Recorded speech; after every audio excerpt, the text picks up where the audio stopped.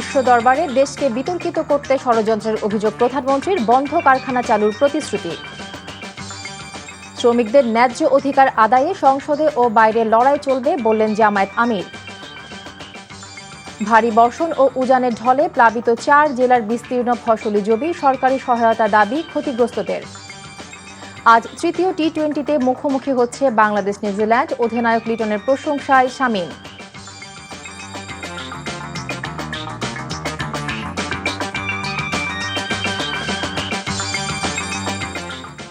আসসালামু আলাইকুম, নাইমা কেয়া স্বাগত জানাচ্ছি এনটিভির মধ্যরাতের খবরে। ক্রাউন সিমেন্ট শিরোনাম দেখছিলেন, এবারে পুরো খবর। ষড়যন্ত্রকারীরা দেশকে বিশ্ব দরবারে বিতর্কিত করতে চায় অভিযোগ করে প্রধানমন্ত্রী তারেক রহমান সবাইকে চোখ কান খোলা রেখে ষড়যন্ত্র প্রতিহত করার আহ্বান জানিয়েছেন। আন্তর্জাতিক মে দিবস উপলক্ষে শুক্রবার রাজধানীর নয়াপল্টনে জাতীয়তাবাদী শ্রমিক দলের সমাবেশে তিনি বলেন, ধাপে ধাপে বন্ধ কলকারখানা চালুর উদ্যোগ নিচ্ছে সরকার। হকারদের পর্যায়ক্রমে পুনর্বাসনের প্রতিশ্রুতিও দেন প্রধানমন্ত্রী। হাসান মাহমুদের রিপোর্ট।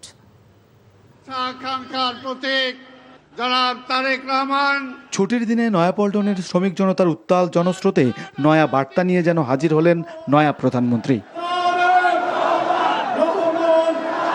নির্বাচনের পর দলের কেন্দ্রীয় কার্যালয়ের সামনে প্রথম সমাবেশে 71 থেকে 24 পর্যন্ত দেশের শ্রমজীবী মানুষের অবদানকে কৃতজ্ঞ চিত্তে স্মরণ করে প্রধানমন্ত্রী বলেন, বিগত ফ্যাসিবাদ শুধু শ্রমিক নয়, সব মানুষকে তাদের অধিকার থেকে বঞ্চিত করেছে।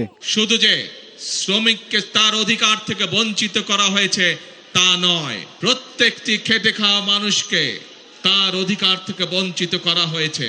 আপনাদের খাতায় আমি আমার নামটি লেখাতে চাই একজন শ্রমিক হিসাবে। মন্ত্রী পরিষদের সকল সদস্যের নাম শ্রমিক হিসাবে অন্তর্ভুক্ত করতে চাই। জনগণকে দেয়া সব প্রতিশ্রুতি সরকার বাস্তবায়ন করবে উল্লেখ করে তারেক রহমান বলেন, দেশ যখনই গণতন্ত্রের পথে যাত্রা শুরু করে তখনই একটি মহল শুরু করে ষড়যন্ত্র। তারা চেষ্টা করছে এখন বিশ্ব দরবারে প্রথমে বাংলাদেশকে বিতর্কিত একটি অবস্থানে নিয়ে যাওয়ার জন্য। তারা চেষ্টা করছে বিশ্ব দরবারে বাংলাদেশ যাতে বন্ধুহীন হয়ে পড়ে। সেজন্যই আজকে আমাদেরকে চোখ কান সব খোলা রাখতে হবে। বাংলাদেশি প্রতিটি মানুষের কাছে আমার আহ্বান থাকবে, আপনাদেরকে সজাগ হতে হবে, আপনাদেরকে সতর্ক হতে হবে, আপনাদেরকে জেগে উঠতে হবে, আপনাদেরকে তাদের ষড়যন্ত্র প্রতিহত করতে হবে, জবাব দিতে হবে। প্রধানমন্ত্রী বলেন, স্বৈরাচারের সময়ে দেশের অর্থনীতিকে ধ্বংস করে দিয়ে আমদানি নির্ভর করা হয়েছিল, মানুষের অধিকার নিয়ে করা হয়েছিল ছিনিমিনি। কিভাবে দেশের শিল্প কলকারখানাগুলোকে ধ্বংস করে দেওয়া হয়েছিল, এই দেশের পুরো অর্থনীতিকে কিভাবে ধীরে ধীরে আমদানি নির্ভর করে গড়ে তোলা হয়েছিল। বাংলাদেশের শ্রমিকদের ভাগ্য নিয়ে ছিনিমিনি খেলা হয়েছিল সেই দিন। শ্রমিকদের জন্য বন্ধ কলকারখানা দ্রুত চালু করার উদ্যোগ নেওয়া হচ্ছে জানিয়ে প্রধানমন্ত্রী বলেন, কর্মসংস্থান বৃদ্ধির পরিকল্পনা করছে তার সরকার। অনেকগুলো কলকারখানা যেগুলো বন্ধ হয়ে গিয়েছে বিগত বছরগুলোতে, পর্যায়ক্রমিকভাবে আমরা সেই কলকারখানাগুলোকে আবার চালু করার উদ্যোগ গ্রহণ করেছি। যে হকার উচ্ছেদ করলে শুধু হবে না, এই মানুষগুলো যাতে খেয়ে পড়ে বাঁচতে পারে, কর্মসংস্থান মানে ব্যবসা করতে পারে, তারও ব্যবস্থা করতে হবে। বিগত সময়ে আন্দোলন সংগ্রামে বিএনপিকে সহযোগিতা করা নয়াপল্টন এলাকাবাসীকে ধন্যবাদ জানান তারেক রহমান। তারেক রহমানের এই সমাবেশ ঢাকা মহানগর উত্তর ও দক্ষিণ বিএনপির নেতাকর্মীদের মধ্যে এক ধরনের গণজাগরণ সৃষ্টি করেছে। বিএনপির প্রতিশ্রুতি অনুযায়ী অন্যান্য কর্মসূচির সাথে শ্রমিকদের জন্য প্রতিশ্রুতি বাস্তবায়ন করতেও বদ্ধপরিকর বিএনপি, এমনটাই বললেন প্রধানমন্ত্রী। Hasan Mahmud, NTV news, Naya Paltan, Dhaka. যতদিন শ্রমিকদের ন্যায্য অধিকার নিশ্চিত না হবে ততদিন সংসদের ভেতরে এবং বাইরে লড়াই রাখার ঘোষণা দিয়েছেন জাতীয় সংসদের বিরোধী দলীয় নেতা ও জামায়াতে ইসলামের আমির ডক্টর শফিকুর রহমান। শুক্রবার বিকেলে আন্তর্জাতিক শ্রমিক দিবস উপলক্ষে শ্রমিক কল্যাণ ফেডারেশন আয়োজিত শ্রমিক সমাবেশে এমন ঘোষণা দেন তিনি। সালাউদ্দিন কাদেরের রিপোর্ট। জুমার নামাজের পর থেকেই রাজধানীর বিভিন্ন প্রান্ত থেকে বাইতুল মোকাররমের দক্ষিণ গেটে আসতে শুরু করে শ্রমিক কল্যাণ ফেডারেশনের নেতাকর্মীরা। এ সময় 0 পয়েন্ট থেকে গুলিস্তান মোড় পর্যন্ত লোকে লোকারণ্য হয়ে পড়ে। সমাবেশে শ্রমিক নেতারা অভিযোগ করেন, যে দলে ক্ষমতা এসেছে তারা শ্রমিকদের অধিকার নিয়ে সিনেমিনি খেলেছে।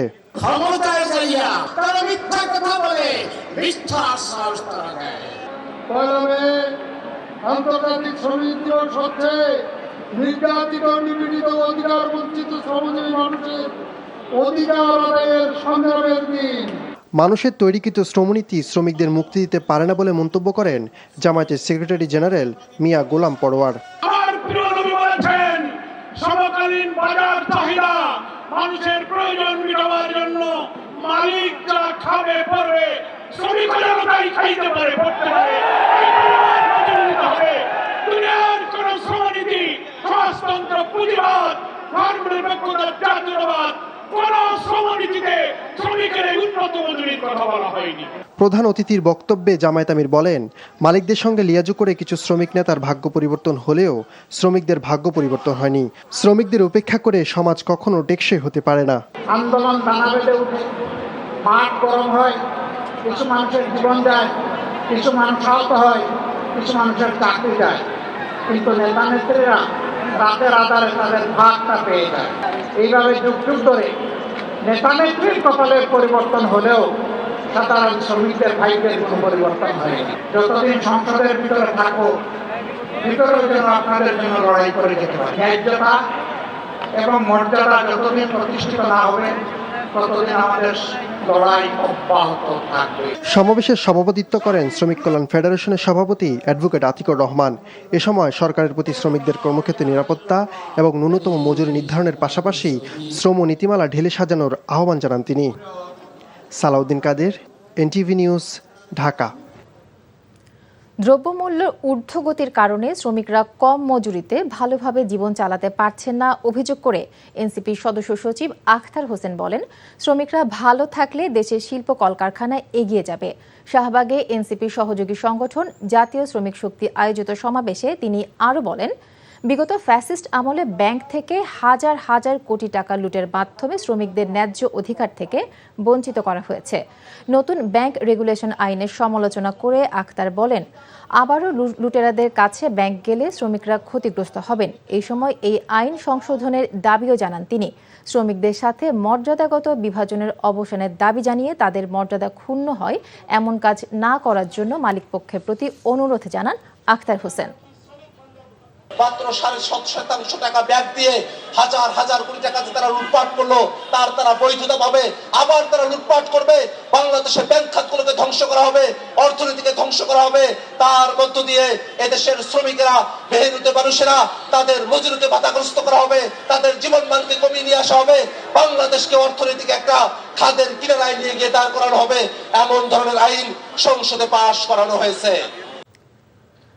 সাংবাদিকদের জন্য 10ম ওয়েজ বোর্ড ঘোষণা হলেও এখনও 9ম ওয়েজ বোর্ড কার্যকর না হওয়ায় ক্ষোভ প্রকাশ করেছে বাংলাদেশ ফেডারেল সাংবাদিক ইউনিয়ন বিএফইউজে। শুক্রবার সকালে জাতীয় প্রেস ক্লাবে মে দিবসের আলোচনায় বিএফইউজে ও ডিউজের নেতারা পেশাগত দায়িত্ব পালনে সাংবাদিকদের প্রতি অবহেলার বিষয় তুলে ধরেন। সাংবাদিকরা তাদের ন্যায্য মূল্য ও সম্মান থেকে বঞ্চিত হচ্ছেন বলেও উল্লেখ করেন সাংবাদিক নেতারা। এদিকে বায়তুল মোকাররম উত্তর গেটে শ্রমিক আন্দোলনের সমাবেশে ইসলামী আন্দোলনের নায়েবে আমির মুফতি সৈয়দ ফয়জুল করিম বলেছেন, বিগত নির্বাচন জনগণের ভোটে নয়, আসন সমঝোতা এবং আঁতাতের মাধ্যমে হয়েছে। প্রাইমারি স্কুলে ইসলামী শিক্ষা বিষয়ে শিক্ষক নিয়োগের ক্ষেত্রে কওমি আলেমদের অগ্রাধিকার দেওয়ার আহ্বান জানান তিনি। মে দিবস উপলক্ষে জাতীয় প্রেস ক্লাবের সামনে মানববন্ধন ও র্যালি করেছে বেশ কয়েকটি পেশাজীবী, সামাজিক ও রাজনৈতিক সংগঠন। মাস, সপ্তাহ কিংবা দিন, প্রতিটি দিনই তাদের কাছে সমান। অধিকাংশ শ্রমিকেরই নেই সাপ্তাহিক ছুটি, ন্যূনতম মজুরি কিংবা স্বাস্থ্য সুরক্ষা সামগ্রী। বলছিলাম ট্যানারি শিল্প ও ইটভাটার শ্রমিকদের কথা, যাদের জীবন কাটে ক্রোমিয়ামের বিষাক্ত পানি, দুর্গন্ধ আর ইটভাটার উত্তপ্ত কালো ধোঁয়ায়। মহান মে দিবসে শ্রমজীবী মানুষের গল্প তুলে ধরেছেন ওবায়দুল্লাহ মামুন, ছবি তুলেছেন মোখলেসুর রহমান। আমরা টাকা পাই, যদি কাজ করি তাহলে টাকা পাই।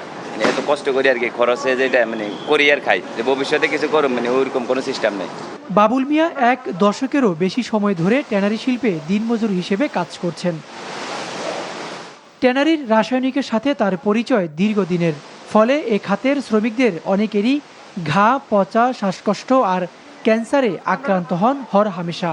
বেশি সমস্যা হয় চুলকানির, অ্যালার্জির সমস্যা হয়। যেই টাকা দরকার আমাদের ওই টাকা আমরা মানে পাচ্ছি না।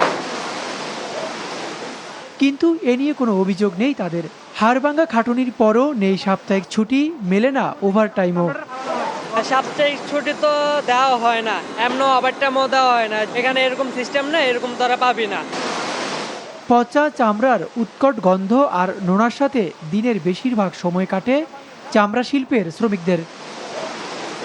প্রতিনিয়ত অস্বাস্থ্যকর পরিবেশে দিনের পর দিন স্বাস্থ্য ঝুঁকি নিয়ে কাজ করছেন তারা। এ খাতে ন্যূনতম মজুরি প্রায় 18,000 টাকা থাকলেও তা কেবলই কাগজে কলমে। 2-4টি প্রতিষ্ঠান মানলেও 2 শতাধিক প্রতিষ্ঠানে নিয়োজিত প্রায় 25,000 শ্রমিকই বঞ্চিত হন সরকার নির্ধারিত সুযোগ সুবিধা থেকে। আধুনিক সভ্য পৃথিবী গড়ে উঠেছে শ্রমিকের প্রতি ফোটা ঘামে, এবং আজকের যে অর্থনীতি তার পেছনেও অবদান এই শ্রমজীবী মানুষ। 1883 থেকে 2026 এই দীর্ঘ সময়ে এই শ্রমজীবী মানুষরা কি তাদের ন্যায্য পাওনা কিংবা মজুরি কিংবা শ্রম অধিকার কোনোটাই বুঝে পেয়েছেন? খুলনা থেকে ঢাকার আমিনবাজারে একটি ইটভাটায় কাজ করেন এই দম্পতি। বাবা মায়ের সাথে ছোট ছোট 3টি মেয়েও থাকেন ইটভাটার বিষাক্ত পরিবেশে। 1000 ইট মাঠ থেকে খোলায় পৌঁছে দিতে পারলেই পাবেন 175 টাকা। তাই 1 সেকেন্ডও এদিক সেদিক তাকানোর সময় নেই তাদের। এরকম অসংখ্য মানুষ স্বাস্থ্য ঝুঁকি জেনেও শুধু পেটের দায়ে কাজ করেন উত্তপ্ত ইট ভাটায়। সমস্যা মনে করে ধুলো বালু নাকে মুখে চলে যায়, শ্বাসকষ্টের সমস্যা হয়, অনেক নানান সমস্যার মনে করেন চাপে পড়েও তারপরেও করা লাগে। এখন কষ্ট করে করা লাগে, বউ বাচ্চা পোলাপান আছে বাড়ি। শ্রমিকের ঘামের ফোঁটায় রাষ্ট্র বা সরকার টিকে থাকলেও তাদের মূল্যায়ন আর মর্যাদা নিয়ে কি ভাবছে সরকার? অপ্রাতিষ্ঠানিক শিল্প খাত রয়েছে, তাদেরকে ধাপে ধাপে এবং ধীরে ধীরে কিভাবে আমরা একটি প্রাতিষ্ঠানিক কাঠামোতে আনতে পারি, কোন পলিসি ফ্রেমওয়ার্কের ভিতর তাদেরকে আরো ভালো রাখা যায়, আরো সুরক্ষিত রাখা যায়, সেটি নিশ্চিত করতে হবে। দেশকে যদি এগিয়ে নিয়ে যেতে হয় তাহলে আমাদের অবশ্যই এই দেশের অগ্রযাত্রার পাথেও যে শ্রমিক তাদের সুরক্ষিত রাখতে হবে। শ্রমিকদের দক্ষতা বৃদ্ধি ও তাদের অধিকার নিয়ে সরকার কাজ করছে বলেও জানান তিনি। Obaidullah Mamun, NTV news, Dhaka. সোনালী ধান ঘরে তোলার মৌসুমে ভারী বর্ষণ ও ভারত থেকে নেমে আসা উজানের ঢলে তলিয়ে গেছে হাওরের বিস্তীর্ণ ফসলি ক্ষেত, ভেসে গেছে লাখো কৃষকের স্বপ্ন। তড়িঘড়ি করে পানির নিচ থেকে কিছু ধান কেটে তোলা সম্ভব হলেও রোদ না থাকায় তাও শুকানো যাচ্ছে না। ফলে সোনালী ফসল হারিয়ে দেশের উত্তর পূর্বাঞ্চলীয় জেলা নেত্রকোনা, কিশোরগঞ্জ, সুনামগঞ্জ ও হবিগঞ্জে কৃষকদের ঘরে এখন দুঃস্বপ্নের হাহাকার। হবিগঞ্জের সেলিম মিয়াকে সাথে নিয়ে জহিরুল ইসলাম খানের ছবিতে আরও জানাচ্ছেন হাসান জাবেদ। প্রকৃতির বিরূপ আচরণের মধ্যেও ব্যস্ত সময় পার করছেন হবিগঞ্জের হাওর অঞ্চলের কৃষকরা। পানিতে তলিয়ে থাকা ধান কাটা এবং তা প্রক্রিয়া করতে গলদগর্ম অবস্থা তাদের। কিন্তু রোদের দেখা না মেলায় সেই ধান নিয়ে এখন বিপাকে। একদিকে পানির নিচে ধান, অন্যদিকে কাটা ধান পচে যাচ্ছে, এজন্য উভয় সংকট। 17 কানি জমির মাঝে 13 কানি জমি পানির নিচে, একবার 17 মাঝে আর 4 কানি জমি আনছি, এগুলো পচে যাবো। রোদের মাঝে কোনো আনতে পারবো না। 1.5 লাখের মতো খরচ গেছে আনায় আর করায়। এখন ঋণে পড়ে যাবেন না? এখন ঋণে পড়ে যাবো। ঋণ করে তো ঋণ তো আছে, এখন মানুষের ঋণ না দিলে তো বাড়ি ঘর সারা লাগবো। আমার বাচ্চা আছে, কি করছি, আমার 10টা মুখ, আমি কিভাবে চলবো, কিভাবে আসবো? বানিয়াচং উপজেলার সুবিদপুর গ্রামের স্বামী সন্তান হারার নারী নিয়তি সরকার 12 বিঘা জমি লিজ নিয়ে বোরো ধান চাষ করেছিলেন। খরচ হয়েছে 1,05,000 টাকা। 4 বিঘা জমির ধান একেবারে তলিয়ে গেছে, বাকি জমিগুলো ঝুঁকিতে রয়েছে। নিয়তিবালা ছাড়াও মোহাম্মদ মুস্তাক মিয়া ও গোপাল দাস সহ প্রায় প্রতিটি কৃষকের গল্প একই। আকস্মিক পানিতে বোরো ফসল তলিয়ে যাওয়ায় নিঃস্ব এসব কৃষকের কপালে চিন্তার ভাঁজ। একাল জায়গা করছি 300 মন ধান আমার হইল নে, অঙ্কা 4 জায়গা গেছে গা জলের তলে, আর 4 জায়গা কাটাইছি, অঙ্কা ই তো আমার হচ্ছে যাইব যুদ্ধ এই রৌদ্র না দেয়। জমিনগুলা সব তলে যেটা আনছি খোলা দিতেও যাইতেছে গা, কেমনে চলমুড়ো বাবা, এখন ভগবানে জানে কিভাবে চালাইবেন, আমার তো চলার সাধ্য নাই। আবার যেসব এলাকার ধান পানির উপরে আছে তাও দ্রুত কাটা যাচ্ছে না শ্রমিক সংকটের কারণে, সাথে বাড়তি পয়সাও গুনতে হচ্ছে কৃষককে। জেলার 9টি উপজেলার মধ্যে বানিয়াচং, আজমিরিগঞ্জ ও লাখাই উপজেলার হাওর বেষ্টিত কৃষকরাই বেশি ক্ষতিগ্রস্ত হয়েছেন। আগামী দিনে ঘুরে দাঁড়াতে সরকার যেন তাদের পাশে দাঁড়ায়, সেই দাবি কৃষকদের। আবার যখন তলয়, যখন কৃষকরা মরে তখন সরকার সাহায্য করে। বর্তমান সরকার যদি সাহায্য করে দেন তার যাচাই করে দিতে চোর বাট পারে যাতে না মারতে পারে এই আবেদন। শ্রমিক তো পাওয়াই যাচ্ছে না, আমরা নিজেরই ধান কাটতেছি, আমার নিজের ধান কাটতে এলাম এখন। যত দূরে চোখ যাচ্ছে বিস্তীর্ণ এই এলাকায় 4 দিন আগেও ছিল কাঁচা পাকা ধানে পরিপূর্ণ। টানা বৃষ্টি এবং উজান থেকে নেমে আসা ঢলে তলিয়ে গেছে পুরো এলাকা। এই হাওরে এখন শুধু কৃষকের ধানই তলিয়ে নেই, তলিয়ে আছে তাদের স্বপ্ন।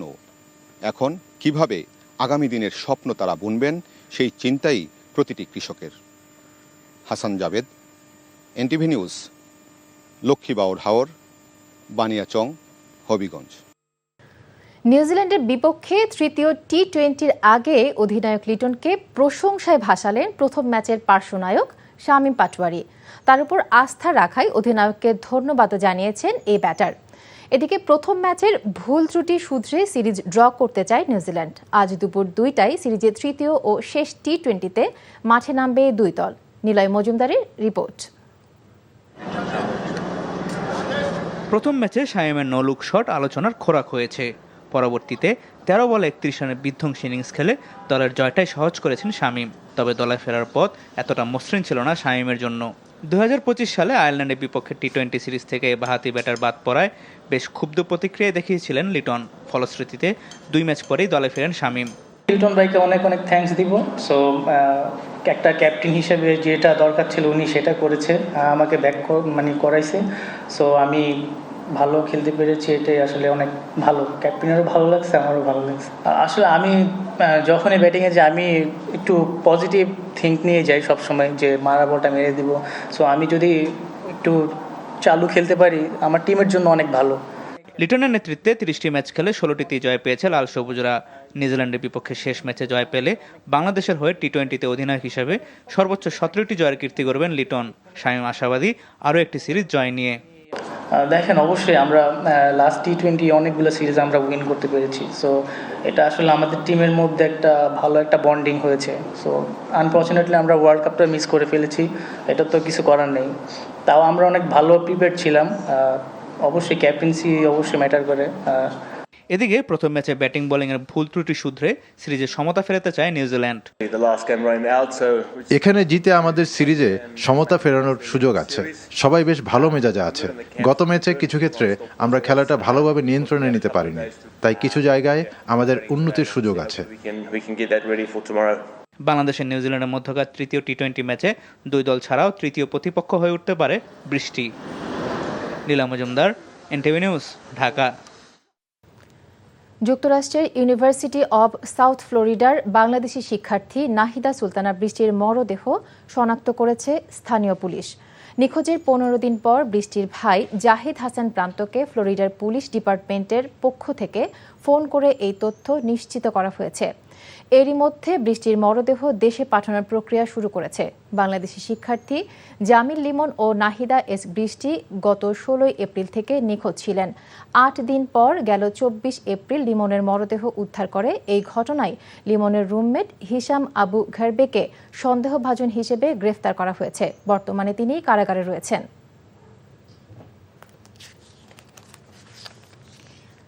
বিডিআর বিস্ফোরক মামলার আসামিদের মধ্যে 8 জন জামিনে মুক্তি পেয়েছেন। বিকেলে গাজীপুরের কাশিমপুর কেন্দ্রীয় কারাগারে হাই সিকিউরিটি ইউনিটে থাকা 1 জন বন্দী এবং কাশিমপুর কেন্দ্রীয় কারাগার 2-এ থাকা 7 জন সাবেক বিডিআর সদস্যকে মুক্তি দেওয়া হয়।